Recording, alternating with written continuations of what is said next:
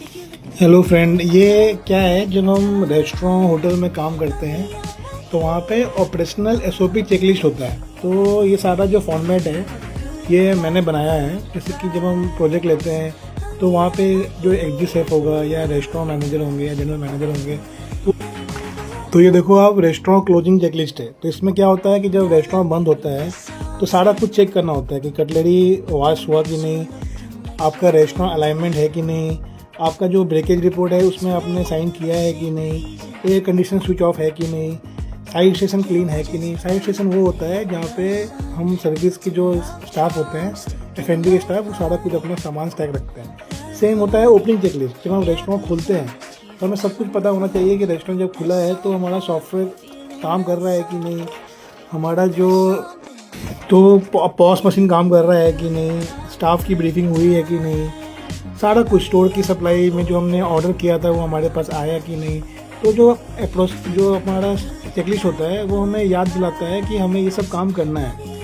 ज़्यादातर क्या होता है कि लोग भूल जाते हैं, वो जब वो काम करते हैं तो उनको पता ही नहीं होता है कि किस तरह काम करना है। तो ये सारा चेकलिस्ट मैं बनाता हूँ, और एक्चुअली मैं भी रेस्टोरेंट या एक होटल में जनरल मैनेजर था तो सारा कुछ फॉलो करता था। ये होती है प्रॉफिट एंड लॉस, कि अगर मैंने रेस्टोरेंट चलाया है तो मेरा रेस्टोरेंट प्रॉफिट में है कि लॉस में है, मुझे वो चेक करना होता है। कभी कभी क्या होता है कि हम पता ही नहीं होता है हमें कि हमारा रेस्टोरेंट प्रॉफिट में है कि लॉस में है। तो एक प्रॉपर फॉर्मेट हमने बना दिया है।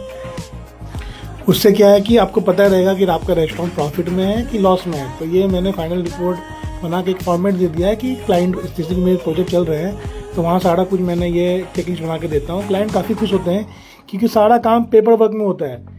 क्या है कि ये लोग क्या है कि हैंड टू हैंड बोलते हैं, वैसे काम नहीं होता। अब देखो, मैनेजर होता है, जो रेस्टोरेंट का जो मैनेजर होता है उसको भी याद दिलाना पड़ता है कि तुमने आज ब्रीफिंग लिया कि नहीं लिया, तुम्हारा एजेंडा क्या है मीटिंग का, तुम्हारे पास कोई पार्टी का बुकिंग है कि नहीं, अगर है तो तुम्हारा कितने लोगों की है, तुम्हारा स्टाफ बैकअप है कि नहीं। तो सारा कुछ रिपोर्ट में, चेकलिस्ट में उसको फॉलो करना पड़ता है। सेम होती है ऑपरेशनल चेकलिस्ट। ये थोड़ा डिफिकल्ट होता है क्योंकि इसमें सारा कुछ मेंशन होता है कि जो रेस्टोरेंट में एक एक कोना में क्या क्या सामान है, उसका चेकलिस्ट को उसने फॉलो किया कि नहीं किया।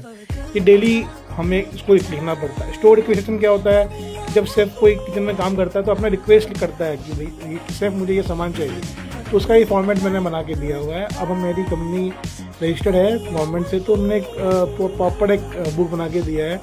ये FP है, फंक्शन प्रोस्पेक्टस है। तो इसमें क्या होता है कि जब कस्टमर हमारे यहाँ पे कोई पार्टी करता है तो उसका सारा इन्फॉर्मेशन उसमें मेंशन होता है। ये स्टोरेज रिपोर्ट है, ये काफ़ी मेन होता है, बहुत सारे रेस्टोरेंट फॉलो नहीं करते हैं। इसमें आपको डेली मेंशन करना ही होता है कि आज मेरा ये चीज़ वेस्ट हुआ। अगर पनीर मेरा वेस्ट हुआ तो मुझे लिखना होगा, क्यों हुआ वो लिखना होगा, अगर एक्स्ट्रा मैंने बनाया तो क्यों बनाया। तो डेली स्टोरेज रिपोर्ट से क्या होता है कि आपका PNL जो होता है वो सही बनता है। ये ग्रूमिंग लिस्ट होता है जिसमें हम स्टाफ की सारा कुछ टेम्परेचर कंट्रोल करते हैं। तो ये सारा